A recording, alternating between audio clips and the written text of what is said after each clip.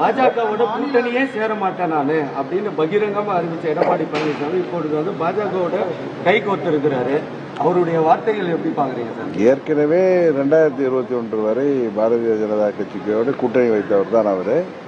அரசியலில் சில சூழ்நிலையில் அதுபோன்று உணர்ச்சி வசப்பட்டு பேசுவதை எல்லாம் திரும்பப்பட்டு கூட்டணிக்கு வர வேண்டிய யதார்த்தம் தமிழ்நாட்டு மக்களின் நலனை கருதி, கட்சியின் நலனை கருதி பல தலைவர்கள் எடுக்க வேண்டிய கட்டாயம் ஏற்பட்டிருக்கிறது.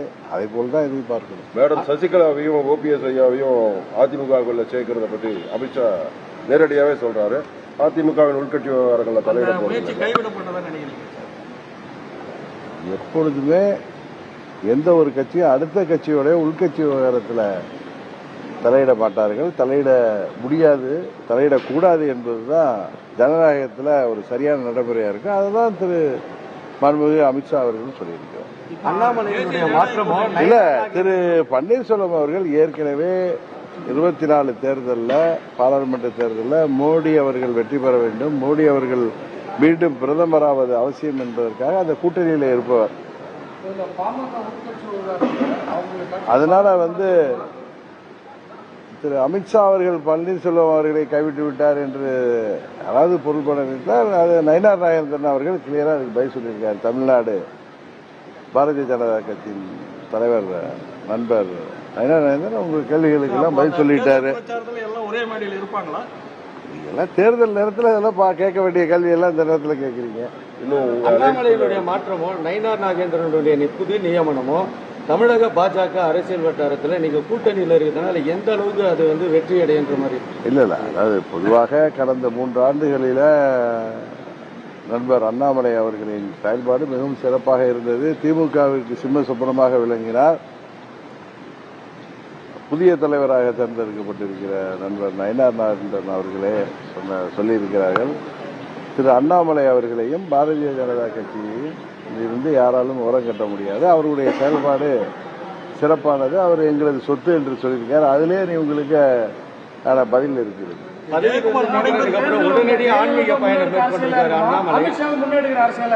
என்னங்க ஜெயலலிதாவை முன்னெடுக்கிற அரசியலா இருக்குமா உங்களோட நகர்வுகளோ அதிமுகவோ அமித்ஷா முன்னெடுக்கிற அரசியலா இருக்குமா வருங்காலத்தில்? நாங்களெல்லாம் அம்மாவுடைய தொண்டர்கள், அம்மாவை பார்த்து அம்மாவிடம் அரசியல் பயின்றவர்கள். என்றைக்குமே எங்கள் அரசியல் அம்மாவை முன்னெடுத்து தான் இருக்கும். அம்மாவின் லட்சியங்களையும் கொள்கைகளையும் தொடர்ந்து அடுத்த நூற்றாண்டுக்கு கொண்டு செல்கின்ற கருவியாக அம்மா மக்கள் முன்னேற்ற கழகம் செயல்பட்டு வருகிறது.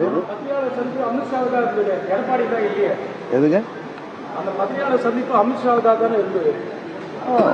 பாரதிய ஜனதா கட்சி இந்தியா முழுவதும் ஆளுகின்ற ஒரு கட்சி. அந்த கட்சியின் முக்கியமான தலைவர் அந்த பத்திரிகை சந்திப்பு நடத்துகிறப்ப அவருடைய சந்திப்பாகத்தான் இருக்கும். அது ஆன்மீக பயணம் திடீர்லாம் இல்லைங்க, ஒரு 3 நாள் போயிட்டு வரேன்னு சொல்லிருக்காரு. 14ஆம் தேதி வந்து விடுவாரு. மாநில உரிமை மீட்புக்குழு அமைச்சிருக்கிறாங்களா சார்? யாரு? திமுக அவங்க ஆட்சியில இருந்தப்பெல்லாம் 74ல இருந்து கச்சத்தீவு என்கிற நமது உரிமையை, தமிழ்நாட்டு உரிமையை விட்டுக் கொடுத்தவர்கள் அவர்கள். காவிரி பிரச்சனையில அந்த ஒப்பந்தத்தை காலாவதியாக விட்டவர்கள் திமுகவினர். இந்த நீட் தேர்வை பற்றி நீங்க பேசுறாங்களா? நீட் தேர்வு வருவதற்கு அவர்கள் கூட்டணியாக இருந்த காங்கிரஸ் கட்சி ஆட்சியில தான் வந்தது.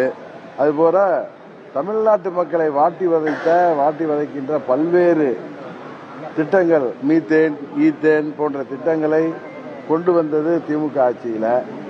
இதெல்லாம் இன்றைக்கு மக்கள் இந்த ஆட்சி மேல மிகவும் கோபமான மனநிலையில் இருக்கிறதுனால அதையெல்லாம் திசை திருப்புவதற்காகவும் தேசிய ஜனநாயக கூட்டணி தினம் தினம் பலப்பட்டு வருவதாலும் பயத்தில் அவர் சட்டமன்றத்தில் இது போன்ற தீர்மானங்களை நிறைவேற்றி வருகிறார் என்பதுதான் உண்மை. ஜெயக்குமார் போன்ற ஆட்கள் அதிருப்தியில் இருக்கிற மாதிரி ஒரு தகவல் வருது. அவரே தான் நேற்று பதில் சொல்லியிருக்காரு. நான் அதே போல இருப்பதா தெரியல, என்ன தெரியுது அவருடைய பதில் இருந்து.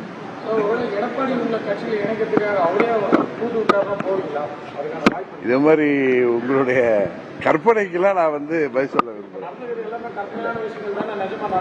இல்ல இதெல்லாம் நீண்ட நாட்களாக இல்ல எது கற்பனையான விஷயம்லாம் இல்ல. ஒரு கட்சி கூட்டணியிலிருந்து விலகிய கட்சி மீண்டும் கூட்டணிக்கு வருவது அது அந்த தொண்டர்கள் விருப்பப்பட்டது.